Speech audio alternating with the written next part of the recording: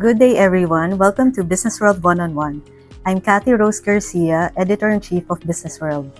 As Business World celebrates its 30th anniversary, this year's One-on-One series features interviews with top CEOs from Philippine conglomerates to discuss how they remain resilient and relevant amid disruptive megatrends. We continue this series with the CEO and President of SM Investments Corporation. As businesses face the dual challenge of growth and climate risk, SMIC is positioning itself to create long-term value through sustainability and resilience. Let's explore more of these commitments with the President and CEO of SM Investments, Mr. Frederic DyBuncio. Welcome, sir. Thank you for joining us today. The Philippines is one of the countries most at risk of climate change. What does cultivating value amid climate change mean for SM? I think the word climate change has been something which SM as a whole has been practicing for a very long time now. It started way back when Tatang was still around, and at that time there was never really a word that captured what climate change really is, right? But we all know that the Philippines is really prone to a lot of climate change issues. So for SM, we really want to take care of our consumers. We are, by heart, a consumer-driven group, right? Whether it be banking, properties, or retail, each one of those core businesses we have on a daily basis touch the lives of each Filipino people, right? And so for us, we want to make sure that our customers are properly served. And when we build our malls, for example, 10% of our CapEx budget is really spent in helping strengthen the malls become like areas where during calamities, people can go and seek shelter. For example, like in SM Marikina, SM Mall in Marikina was built like 27 stilts, and even during the height of typhoons, it withstands the strong rain and floods, so people can go there and actually seek refuge during times of calamities, right? So for us, taking care of the consumers, all of our stakeholders, are really something that's in the heart of SM. We want to make sure that we try to uplift the lives of Filipino people on a daily basis. Has climate change changed the way you define value, not just for shareholders, but also for communities and customers? It has, because at the moment, some people view climate change as maybe an additional expense. But for the group, we look at it more differently, because let's say we spend money today to build something that's really nice and whatnot, right? So for us, what we look at is really not just the returns on profit. We look at it as an overall return on the entire ecosystem of the SM group, right? Like I said earlier, our stakeholders are really important to the group, and that's not just customers, but mall tenants, bank clients, people who buy our properties. We want to make sure that we're able to really service them really good. And so for us, looking at expenses that's connected to climate change, it's not really something that we look at it based on a return basis, right? Because for us, it's really something which we try to make sure that our customers, whether it be in the banking, property, retail, or our portfolio companies, can really benefit from them. And we try to make sure that they're able to tap into the ecosystem of SM in an overall capacity. So which of SM's business pillars do you think is most vulnerable to climate change? At the moment, I would say that the property group is the most vulnerable to climate change because of the changes in the weather patterns and all of that. But it's difficult to say that property group alone is the only sector that is vulnerable to climate change, because from our perspective, each of the business units we have, actually every one of them is affected somehow by climate change, right? Let's say there's a strong typhoon, the malls are closed, there's flooding on the streets, it also affects our customers, right? So whether it be the retail side, the malls, the banking, each one of them has, in a certain extent, really has a way to be able to have the risk factor of climate change. And that's something that we as a group really focus on to make sure that even in times of calamities or crisis, our malls are able to serve as community centers to help people who are displaced during times of typhoons, for example. Yeah. So maybe since you mentioned the malls and property developments, how is SM designing these developments to become more resilient to extreme weather events? Like I mentioned earlier, right? Approximately 10% of the capex of the property group is spent in trying to help improve the designs of the malls to be able to serve our customers better. Like for example, I mentioned earlier the SM Marikina, which are built on stilts. And then the other one is, for example, for our malls, we have like around maybe over 40 malls now that have solar panels on the roofs. Yeah. And that also helps try to alleviate the cost of power for the malls. And even for the banks, we try to make sure that the banks are able to finance people who build renewable energy, for example, and things like that. So you mentioned the malls using renewable energy. What progress have you made in using solar? Do you see any other like clean energy technology playing a bigger role in? At the moment, we have 100% owned subsidiary, Philippine Geothermal Production Company. Their focus is really more on geothermal business. We're probably the second largest geothermal steam producer in the country today. And aside from solar, we are also the first company, which is Atlas Mining, who is the first one to be able to generate power using floating solar, right? We now generate about 5 megawatts of power in our mine in Cebu, and we're the very first one to be able to do that. So those are some of the initiatives which we take as a group to try to help the country address the renewable sector's initiatives. I think SM is pretty focused on building resilience and sustainability. Do you see sustainability as becoming a source of competitive advantage for SM Investments? It is, particularly because for a group like us, which is really very broadly identified with the consumer sector, it's something which really helps us be able to uplift the lives of the Filipino people. We do expand, let's say, in the Visayas and Mindanao, to really bring the, let's say, modern banking, modern retail to the people in those provinces. But even then, right, as I mentioned earlier, sustainability is something which is very dear to our hearts, and it's something which our founder, Henry C. Sr. has started. And despite that, anything that we do to spend in terms of sustainability is something which we look at not as an expense, but it's something which we look at as something which will help the group move forward in a much faster clip. We do have our foundations. We have the SM Foundation, BDO Foundation, Henry C. Foundation. All of these foundations help as well in the different areas of the community which we serve. So you talked about sustainability, investments in sustainability. How do you balance the longer payback periods of sustainability investments with shareholder expectations for returns? As a group, we're probably still relatively young in the Philippines, but we're one of the largest conglomerates in the country today. And we're here to stay generations to come. And for us, investing today for growth in the future is something which is very dear to our hearts.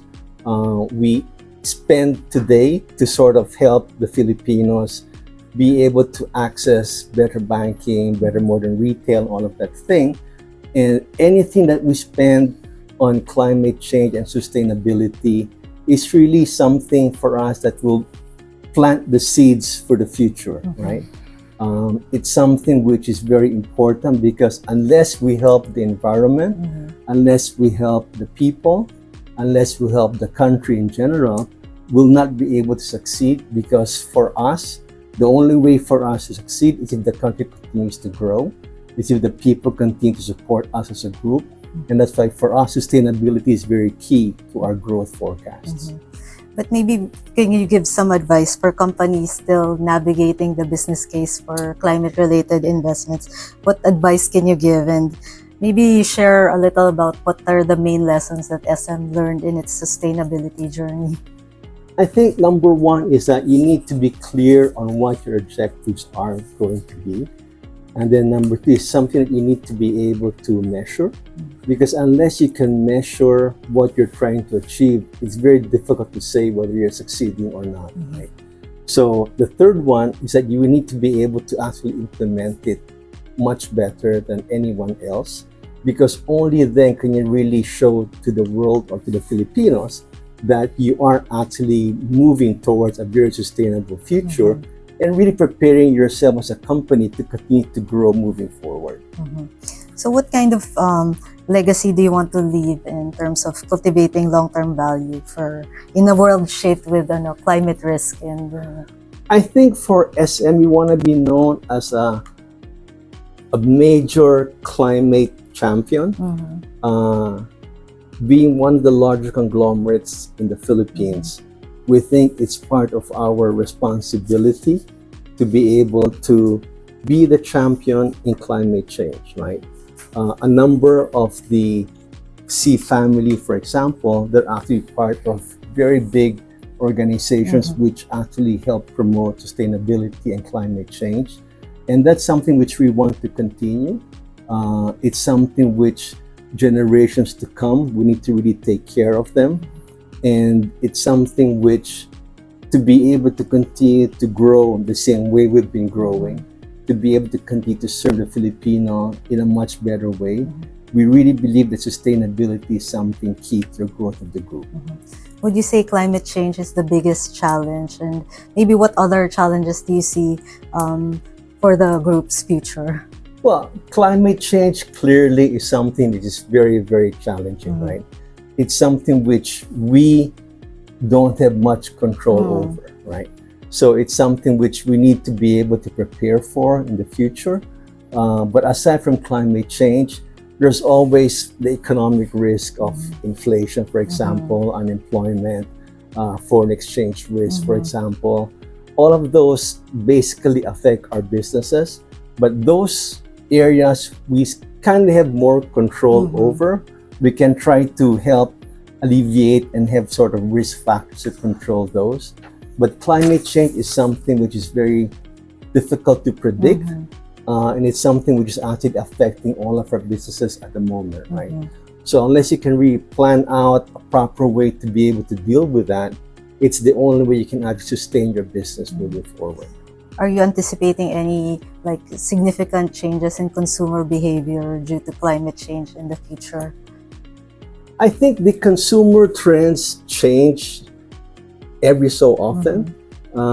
Each Gen Z, Gen Y, whatever, they have different tastes. And as the consumer preference continue to change, we need to be able to adapt properly to those consumer events, right?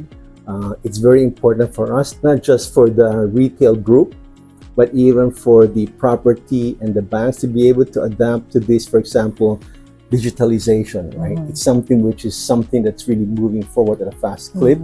And that's something which we need to really focus on and see how we can adapt to those changing tastes of the Filipino consumers.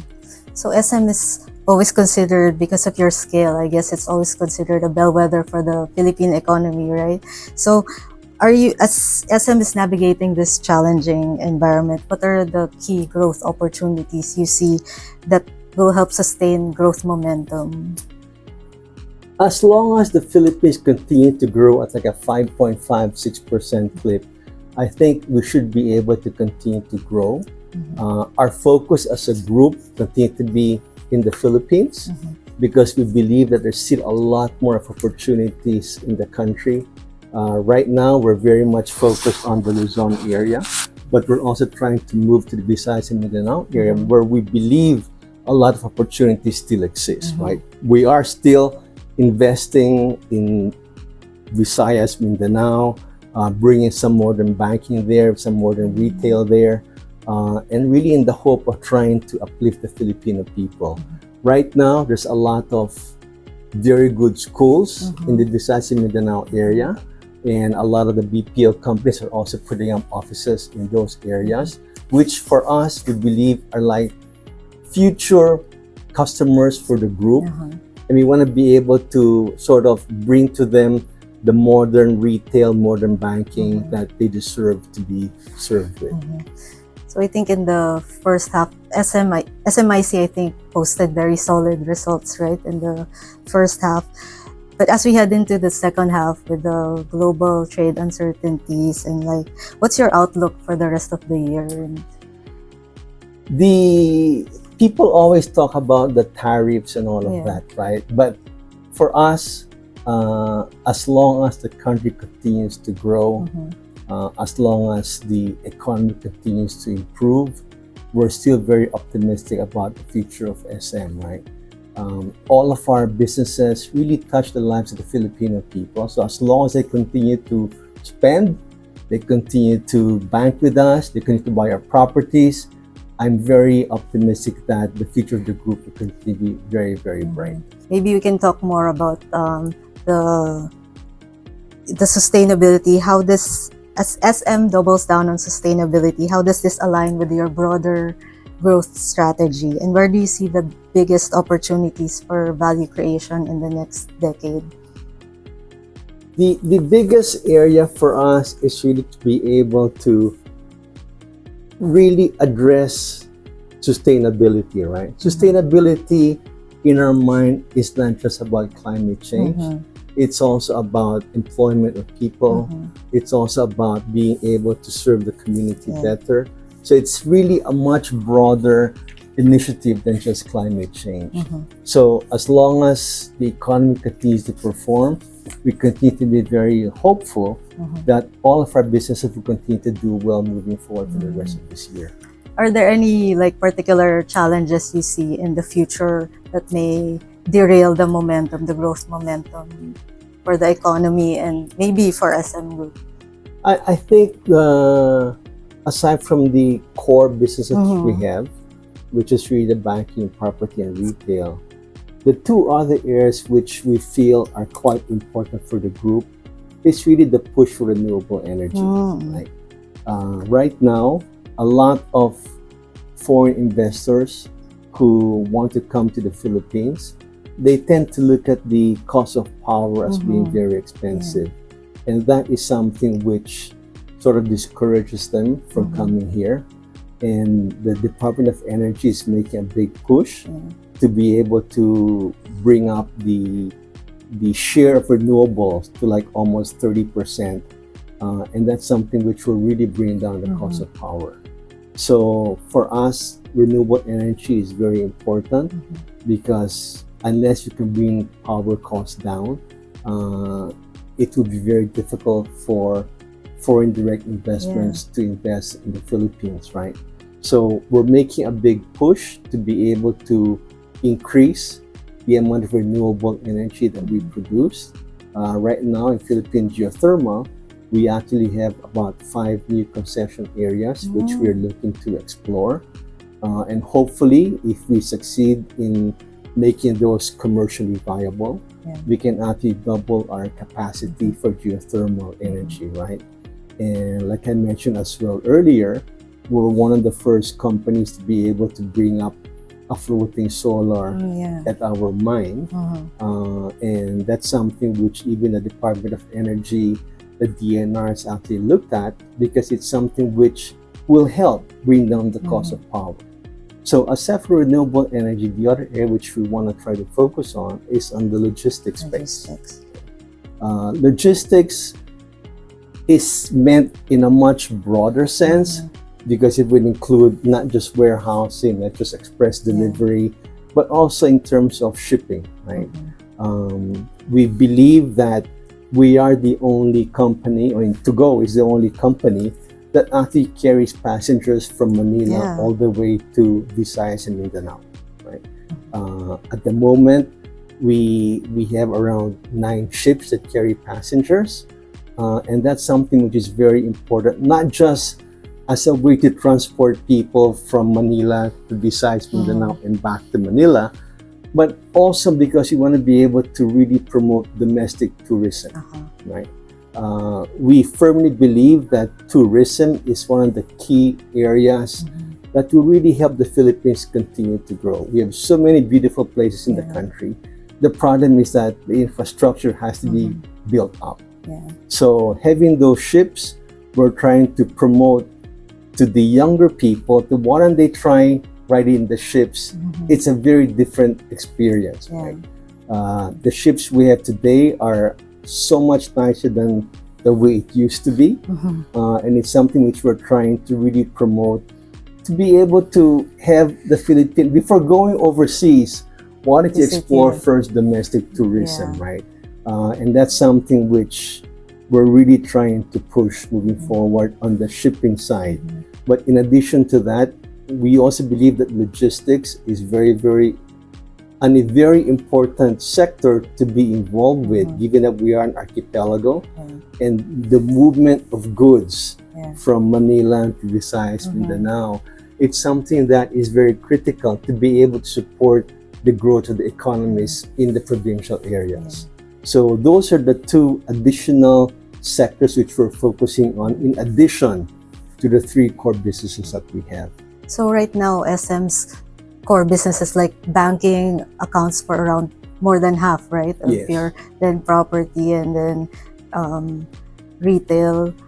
In the future, how do you see renewable energy and logistics, playing a bigger role?